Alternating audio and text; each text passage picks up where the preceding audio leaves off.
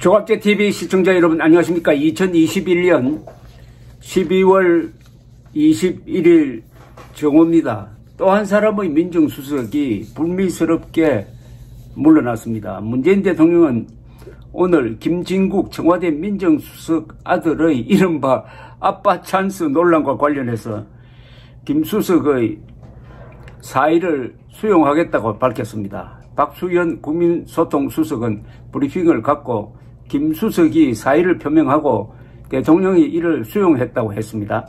대통령의 김 수석 거취에 대한 빠른 결정은 임기 말 공직기강이 흔들린다는 점과 함께 여야 대통령 후보들의 가족 문제에 대한 여론이 나빠졌는데 이게 이재명 후보에게 불리하게 또 작용하지 않을까.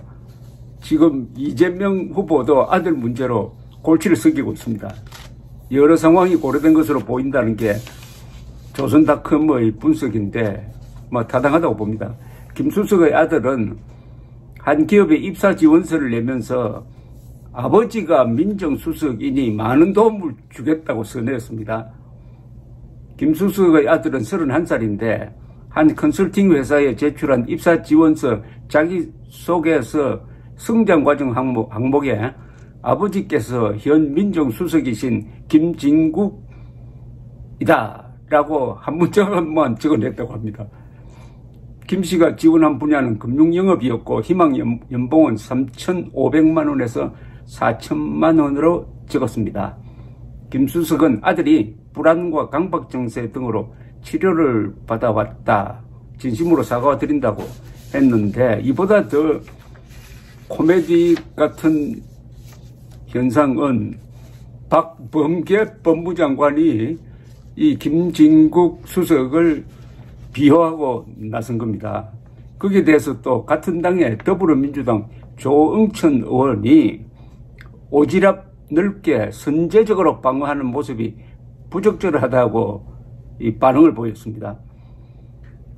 박 장관을 겨냥해가지고 법무장관의 직분에 어울리지 않고 사실관계도 제대로 파악하기 전에 사적인 판단을 표출했다.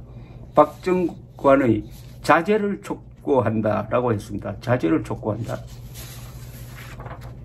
전날 김진국 청와대 민정수석 아들이 입사 지원서에 아버지가 많은 도움을 줄 것이라고 적어냈다는 사실이 알려지자 박 장관은 자신의 페이스북에 관련 기사를 올리면서 제가 이 기사를 포스팅하는 것은 김민정 수석은 투명하다는 확신 때문이라고 했습니다. 대통령이 오늘 사표를 받을 것이라는 정보 판단을 하지도 않고 미리 이렇게 서둘러 이야기해 놓으니까 지금 민주당 선거대책위원회 공동상황실장인 조 의원이 이게 선거에 영향을 미치지 않을까라고 선제적으로 박범계 법무장관을 비판한 것으로 보입니다.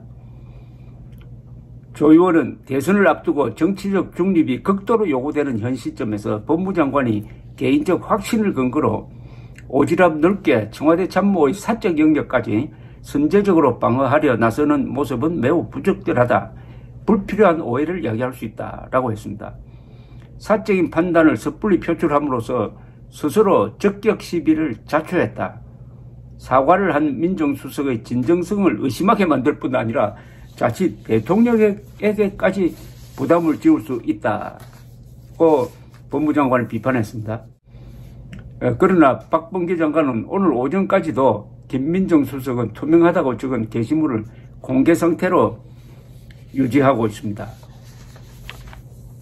조국 씨도 민정수석이었고 초대 민정수석과 아마 김진국 씨는 마지막 민정수석이 될 줄 알았는데 또 다른 민정수석이 한 사람 들어오게 생겼습니다.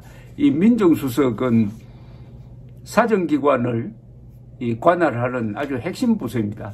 우리나라에서 대통령 다음으로 가장 공직자들이 무서워하는 사람이 민정수석입니다. 문재인 대통령 또한 민정수석 비서관을 지냈습니다. 문재인 대통령이 민정수석 비서관을 지내던 2003년 무렵에 아주 중대한 잘못을 저질렀습니다. 그때 운동권 출신의 광주 사람 한 사람이 찾아와가지고 지금 금융감독원이 부산저축은행에 대한 감사를 하고 있는데 선처를 부탁을 했습니다. 민정수석이 금융감독원의 그 조사를 맡은 국장에게 전화를 해가지고 예금 인출 사태가 일어나지 않도록 처리해달라고 했습니다. 그 쉽게 말하면 봐달라는 거였죠. 실제로 금융감독원이 어마어마한 비리를 밝혀내서 검찰에 고발을 해야 될 텐데 그걸 하지 않고 덮어버렸습니다. 그리고 기관 경고를 해가지고 가볍게 넘어갔습니다. 그 뒤에 이 저축은행의 비리가 커지고 해가지고 2011년에 수십조의 피해액, 수만 명의 피해자를 만들어냈는데 이 문재인 씨가 소속되었던 법무법인 부산이라는 데서 그 뒤에 바로 그 은행과 빚받는 걸 독촉하는 그런 업무인데 아주 간단한 겁니다. 그런 업무 계약을 체결해가지고 52억 원의 수임료를 받은 적이 있었습니다. 이것도 다 민정수석이라는 권한으로 가능했던 것인데 민정수석을 아버지로 둔 31살의 젊은이가 입사원서를 내면서 우리 아버지가 민정수석이니까 나를 받아주면 이 회사가 앞으로 꿈을 펼치는데 큰 도움을 줄 것이다. 이렇게 썼다는 것 아닙니까?